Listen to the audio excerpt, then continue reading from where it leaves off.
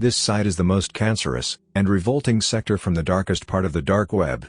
It is a scar that I bear to this day, and it is one that I will never, ever forget. r/NoSleep. Why I left the deep web.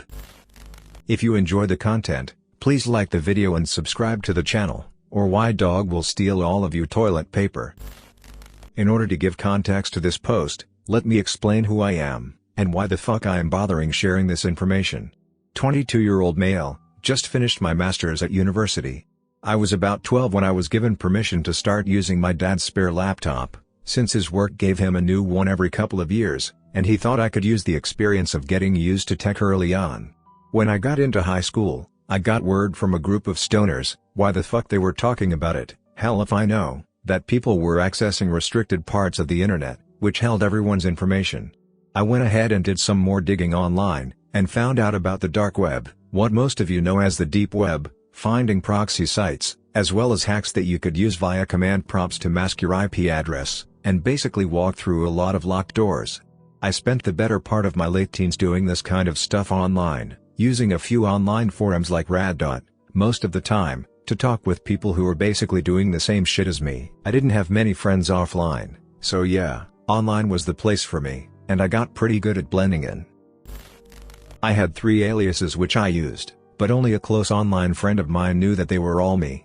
Nathan was my main link to the dark web, since he somehow spent more time on it than I did, even when the only thing I did other than ghosting with him, was playing Halo with him on my friends list. What I liked about him, is that neither of us mentioned our last names, or any real information, even though we both could have looked it up at any time, and found pretty much whatever we wanted about the other person. That being said, I trusted Nathan more than almost anyone, and he knows more about this story than I'll be willing to admit on here. During uni, I roomed with a local dealer who, unknown to the education board that expelled him, worked for me. It was fucking easy to order narcotics online, like MDMA, and X if you knew where to look. I even had them shipped to my dorm room's local P.O. box at one time, without anyone being any the fucking wiser. I'd get the drugs online, my former friend would then use his real-life connections to sell them, since I didn't really have any of my own. This was around the time I felt that I held all the cards, and no one could touch me if they couldn't track my IP. I was in the second year of my biomed course, when I got into the stupid shit. Scumbag pieces of shit would be sharing snuff videos online, that would make even the most messed up pornography you've laid eyes upon, look like fucking white bread. This was why I only used links that I either found myself, or more often the ones that Nathan gave me. We would spend days, literally days, just marveling at all of the crazy shit which people could get away with. Yeah, the government had shut down the main sites like Silk Road, and Mad Onion, but those are like the only ones that idiots online seem to ever take notice of. Other hackers would message me on forums, asking for sites to get weed and other drugs from, which was as simple as pointing in a fucking direction. The university claimed to monitor internet traffic, to stop people from doing freaky shit online, after they heard people were hacking student accounts, and ruining online schedules, but I guarantee you that they did absolutely nothing to people who were actually doing it. Note, I'm not confessing to having done these acts, I just know exactly which individuals did. By third year, I had made enough money to have a long screen setup of my own, which made decrypting site details a lot quicker for me, since I could actually read more than 200 bars without having to scroll through the tab, and I actually had gotten pretty good at it. I had been delving around some messed up sites, and to be honest, I'd even talked in chat rooms to some of the admins in charge of them. You'd be surprised how normal a child pornography site owner would seem, if you didn't know that he also had a day job. I got more curious though. Fucking stupid of me. After nearly 10 years of seamlessly making my way around the dark web, deep web is more of a pleb term if you're talking with more experienced users. Even today, I joined Nathan, as well as a few others, in a chat room, just fucking about and sharing some screwed up sites. Might sound weird, but for me it's a pretty everyday thing to do. Nathan, and another friend, were talking about some site that no one had managed to get past the encryption to, apart from one other person who's even more of a no-life than me. The rest of us are pretty sure he's autistic or some shit, because the site he shared with us was arguably the most vile thing I've ever laid eyes upon. For those of you still with me, this is why I'm posting this here. This site is the most cancerous, and revolting sector, from the darkest part of the dark web. It is a scar that I bear to this day, and it is one that I will never, ever forget. I'll warn readers again, this is not for the faint-hearted, and something that even the most emotionally numb people will not be able to deal with. I won't share the site URL, since I don't want this post being taken down, nor do I want anyone even giving it the slightest bit of publicity aside what I have to say here. That being said, it did have a subheading in the HTML that I'll leave for other people like me to have a look at if they want to. Most people referred to it as cold body. The autistic dude, who was in the chat room earlier, gave Nathan and I an encrypted URL for us, but he was too fucking giddy about getting through to the site himself to send us an encryption, so Nathan and I had to manually go through the whole process ourselves. We tried for hours. Nathan and I had been doing this for the entirety of our adult lives, yet we'd never seen code like this before. Come to think of it, I doubt that the other guy in the chat cracked this by himself. Nathan and I both called it a night, so I left the command prompt open, and went outside to smoke a joint. Nathan remained on the chat, so we could play Anvil, a Russian crack of Halo for PC, but when I got back, his microphone was muted for some reason. For people like us who had nothing to hide from each other, we almost never muted our mics. I wait a few minutes, thinking maybe he's jacking off or maybe gone to get something. Nothing. I don't think much of it, my brain too occupied with the cannabinoids flowing through my bloodstream. I sat down and took another look through the code, thinking there was something I missed. I did. The code was completely different. Completely unencrypted. I simply launched the URL, and my PC whirred for a while, until finally opening up about 20 windows across my two monitors, all of them scrambling code through a debugger that I had installed. Even with 32 gigabytes of RAM, my computer was making more noise than it ever did doing this kind of stuff. I thought to myself, shit, I'm gonna have to OC my shit in the BIOS, if I was going to have a shot of getting through, and I was not feeling up for it after smoking too much. I get ready to hard reset before my monitors turn off and back on one at a time. This was when I started getting a bit paranoid, and was thinking about just letting it go. I fucking wish that was what I did. The windows were almost all gone, only 4 were still there, and 2 of them were normal deep web sites, that the admin probably used to relay the IP address through. First site that I had seen do that. All of the text was a dark red, and extremely primitive for a site that I thought would be at least a little bit more impressive, considering its security. The main center window had only a small amount of text on the screen. If you have made IT this far, you know what you are in for. If you still don't, you don't belong here. Even though I was feeling mellow, the text and sheer awe of what I was getting myself into pierced me with fear. A simple yes/no prompt popped up in the window. I accepted, ready for whatever awaited me on the other side. A chat room window came to life in the second remaining window. I was wondering what it was for, perhaps another IP relay, or a shadow app that hid the true nature of the site behind it. It simply stated insert name as well as an optional password that I'm still not sure what was for. The fact that people might have accounts to this kind of site, looking back on it, is fucked up. I used my most recent alias, Diablo Hash. The hashes are censored for obvious reasons. A couple more scrolls of red text flew up the window, and then it opened up into an actual sort of chat room, like you'd see on Omegle or some shit, except with no ads, or color, or anything besides the dark red text. The chat was a bit more advanced than the first window, which was now frozen and wasn't responding to any console commands I was using on it.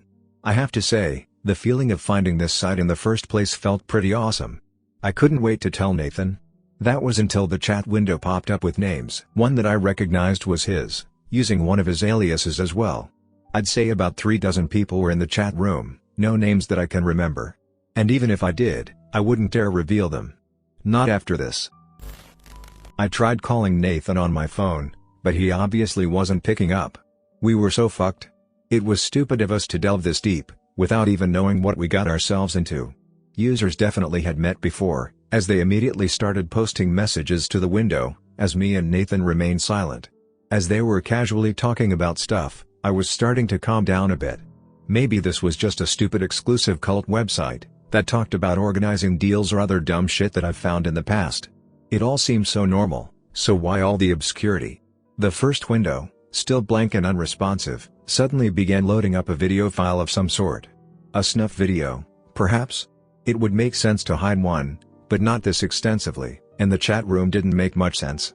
I wish this stuff had been going through my head at the time, if I wasn't retarded enough to get stoned before going through with this shit. I felt tempted to ask the other users what the video was about, but I was afraid that might give me away as someone who's not supposed to be there. Nathan hadn't said anything either, So I wasn't going to risk doing something suspicious like that. I got the guts to ask, what are we all here for then, you cunts? Trying to sound as eccentric and dim-witted as I could. I didn't get a response from them. As a matter of fact, no one said another word. Nathan stayed quiet, but I assumed that he noticed me in the chat as well now that I'd posted. The video had stopped loading and had begun playing. Some more messages from the other users sharing their anticipation, as footage of a dark gray basement somewhere took shape on the screen. The resolution for the video was pretty awful at first, but rendered pretty well after about 30 seconds. I was scared shitless. No one else was in the house that I share with my roommates, most had left for summer vacation, and I didn't head home for another 2 weeks. I was alone in the dark, with little else but the ambient sound of whatever was happening behind the camera in the video. It stays like this for about 4 or 5 minutes.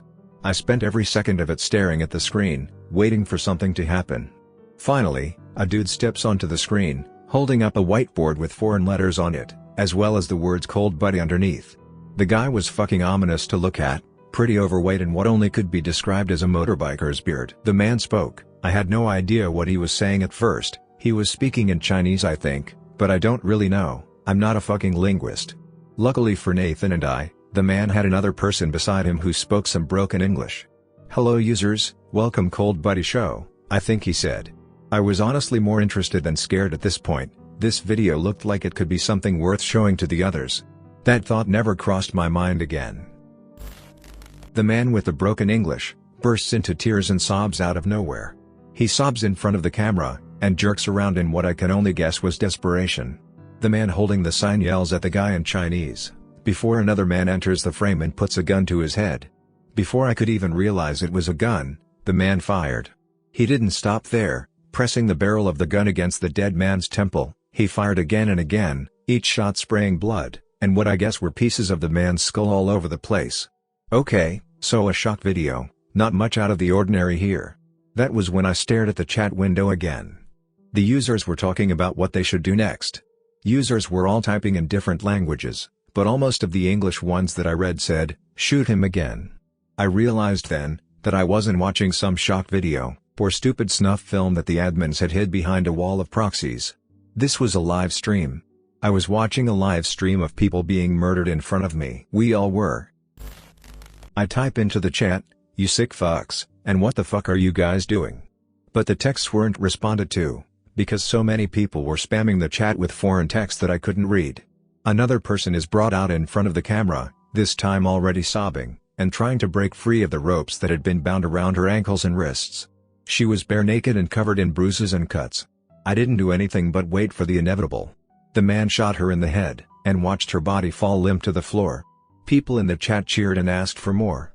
Someone picks up the camera, and positions it in a different direction, towards a metal table covered with some sort of bin liner. The woman's body was dragged by the hair into frame and placed on the table. What happened next, I don't think the world should know. I am not kidding. This is your final warning. The body was slumped on the table, like a surgeon would do before operating on a person. Some more people, wearing red and black ski masks, went up to the body holding items, varying from kitchen knives to cordless drills. I couldn't watch without feeling physically sick to my stomach. The men tore her apart limb from limb, stabbing at her torso and cutting her open. I take another glance to see one of the men was having sex with the mutilated corpse. I almost immediately retch and almost vomit over my keyboard, but I gain control of myself before that happens. My heart was beating like crazy, the whole situation was so fucked and I was in way over my fucking head. By the time the men were finished, there was a literal stump of a human being left. Not that you could fucking call that human anymore. Her head was literally torn off the neck and stuffed into her body cavity, along with one of her arms. If it weren't for the other weird sights that I had seen before this, I might not have stayed as long as I did. 3 more people were brought onto the screen, all of them screaming for their lives and trying to escape. One of them is shot in the leg, the others stand there shaking in place, trying not to scream again. The man holding the sign walks up to the lens of the camera and stares into it. I see his black eyes, blood spattered across his face. I breathed faster and I actually had to look away. It was like he was staring right at me. He says something else in a foreign language, probably the same one as before. When he stops speaking, the chat window does the same. Hardly a single other post. Just a chat window awaiting some response. About 20 seconds passes, of him just staring into the camera after speaking. Nothing happens at first. The chat then mentioned me and Nathan by our usernames. More of them spam our names in posts that take over the scrolling message board. As soon as they mention our aliases, I started freaking out. I try to close the black windows, but every time that I try, the window says that the application is not responding. The live stream continues, the man staring at me, and the messages prompting me to say something. One of the few comments in proper English pops up. He's asking us to choose which one to kill first. I freeze for about 5 seconds, before unplugging my computer from the wall. I didn't care about anything anymore, I just wanted to leave the site and never come back. I sat there with a blank screen in front of me for a bit. Before pacing around the kitchen, I was done with it.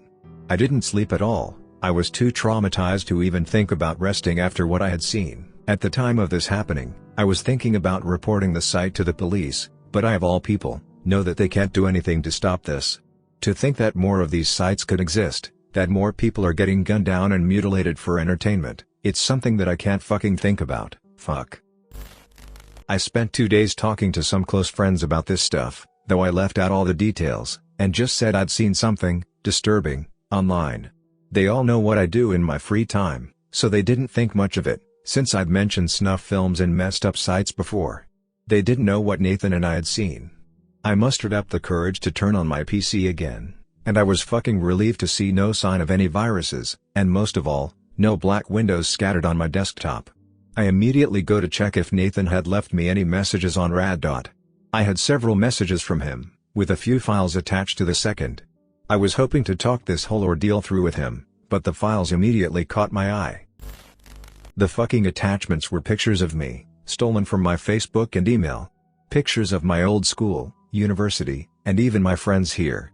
The messages after were my addresses, emails, online aliases, and even the names of my family members. My IP address was posted to the bottom, and I realized how fucked I am. The last picture of me and my old girlfriend, with her IP address and details pasted on top of the picture. There's no fucking way that they tracked me down. I take a few minutes to pull myself together before writing back, "What the fuck happened, who are you?" I didn't get a response, and I still haven't to this day. He has all of my details. He knows everything about me and my family, and I don't even know what else. I still don't know what has happened to him since I left that live stream. I can only pray that the information he has doesn't fall into the hands of those murderous, insane motherfuckers who killed and desecrated dozens of people on the darkest part of the internet. I can't let them find me or those who I care about. I will never go back to that part of the internet again ever. It's not fucking safe for me, or you, or anyone. The police can't find them, but they can find you. Don't try and find the site, don't try and report the site. They will do to you what they did to me, and if you think that they won't find you, then remember that I was fucking invisible. Do you want to take the chance that they won't find someone like you? Don't go onto the deep web and, for the sake of your humanity, never seek out the people who are behind this. They'll only find you too. Thanks for watching. Subscribe below for more daily content.